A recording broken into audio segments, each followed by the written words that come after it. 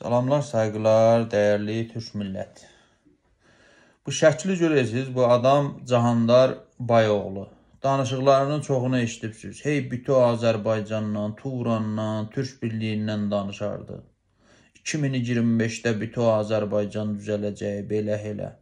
İndi durub bir dənə o şeiri alət eləyib ki, istəyik Xameneyini müdafiə eləyə. Hansı şeiri? O Hüseyniyun terror təşkilatının üzvləri ki, şeir düzəldib, Təbriz yanır, belə-belə sözlər.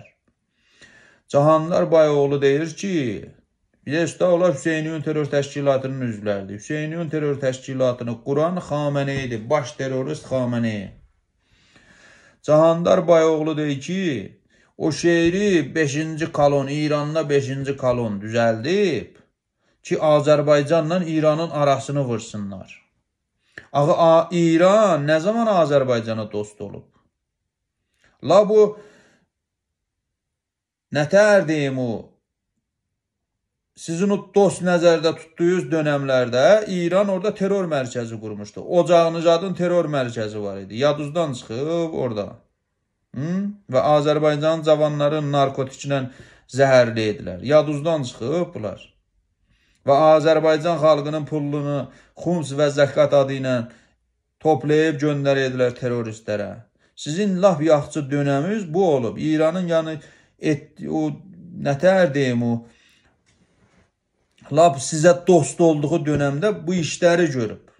İndi nə olub? Özünüz biriz çıxıb 5-ci kolonu bəhanə eləyib İran terror rejimini müdafiə edirsiniz. Biriz bilməyəm Siyonisti bəhanə eləyib İran terror rejimini müdafiə eləyirsiniz. Bir gecədə nə oldu? Türkdən, Türk birliyindən danışıydınız, Turandan danışıydınız.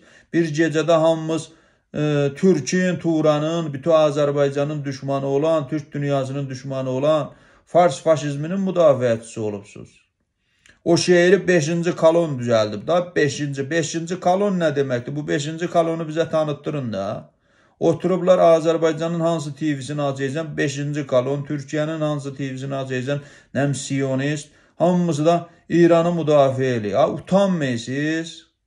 İran terror rejimi az cinayət eləyib. Sabahdan axşamaca özünüz televizyonlarınızda danışıydınız. İran Türkün düşmanıdır, İran Azərbaycanın düşmanıdır, İran İslamın düşmanıdır. İndi nə olub? Türkün, Azərbaycanın, İslamın düşmanı olan Fars terror rejiminin yanında durubsuz. Ayıb deyil bu. 40 milyon türkü buraxıbsınız, başlayıbsınız İran terror rejiminin başçısı, baş terrorist Əli Xameneyini müdafiə edirsiniz. Güya ki, Əli Xameneyi yaxçı adamdır, başqaları 5-ci kolondur, bilməyəm nə mənədir. Yığışdırın baba. Ay millət, ay Güney Azərbaycan türkləri. Bu videoya baxın, görün, böyle bunların iç yüzünü görün. Pərdələr açılır və çoxlarının iç yüzü ortaya çıxır. Baxın videoya, baxın görün, bir dənə şeiri bəhanə eləyib, necə Xameneyini müdafiə eləyib, İran terror rejimini müdafiə eləyib. Ar olsun sizə, utanın, yerin dibinə girin. Şeir həsr eləmişdilər, Təbriz yanır. Eşitdiniz yəqin. Cahir bəy, özü çox belə zamansız bir və uyumsuz bir şeir idi. O zaman ki, İran özünün Azərbaycan və Türkiyə möhtaçdı olduğu bir zamanda. Azərbaycana və qarşı belə bir şeirlər yazdırmaq İranın mövcud elitasının maraqlarına uyğun gəlmirdi. Bu şeiri niyə yazdırdılar? O şeir əslində Azərbaycanı İrana qarşı qoydurmaq istəyən qüvvələrin maraqlarına uyğun gəlirdi. Azərbaycan dövlət olaraq ittiham edilirdi orada. Diqqət eləmişdinsə. Məqsəd nə idi? Azərbaycanı indiki İranda gedən savaş zamanı İrana qarşı qoymaq. Bu kimin maraqlarına uyğun gələrdi? Gəlin qəbul edək ki, bu İranda olan 5-ci kolonun işi idi. Amılının. Səhih Cəlillər, %60 məclisi xübriqanda olan qüvvədən danışıram. Amılı da təbii ki, onların aparıcılarından biridir. Bunu təşkil edən olardı. Ki, Azərbaycanı mövcud şəraitdə İranla üzə qoysun. Hətta bu günlərdə açıqlama veriblər, hətta televizyonlarında desən səsləndiriblər ki, İran Azərbaycanı vurmalıdır füzələrinə, doğru mu? Elə bir ekspert. Yox, Zahir bəy. ekspert televizyona çıxıbsa, deməli hansısa güclər onun arxasında durur. Doğru. İran elə belə ölkə deyil ki, hər televizyona çıxıb danışır. Deməli burada hansısa güclər var. Niyə bunu eləyirlər? Və indi böyük səfirin açıqlaması var ha.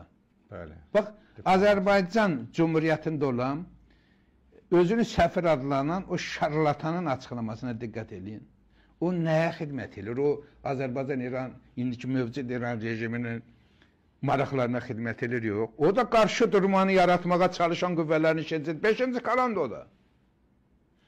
Ermənistanda olan o Sübhanidir, nədir o səfir? O da 5-ci kolondur. Bütün bunlar Zahir bəy, İran rejimi 25-ci ildə Fars faşizmini gətirən qüvvələr ilə sistemləşiblər ki, onlar şahı göndərib mullanı gətirəndə də mulla kratiyanın içərisində mollalarını, səmimi mollalardan güclü olublar. Bu gün mollaların böyük əksəriyyəti onların kuklalarıdır. Sadəcə olaraq Xamneyi tip olaraq, tipaj olaraq biraz fərqli adamdır. Nə mənada? Kukla olmağı elə də özünə sığışdıran adam deyil. Siz fikir verirsiniz, əsas drenaj də Xamneyi üzərindən gedir. Məsələn, Səid Cəlil mamılı olsaydı, çoxdan barışıq olmuşdu.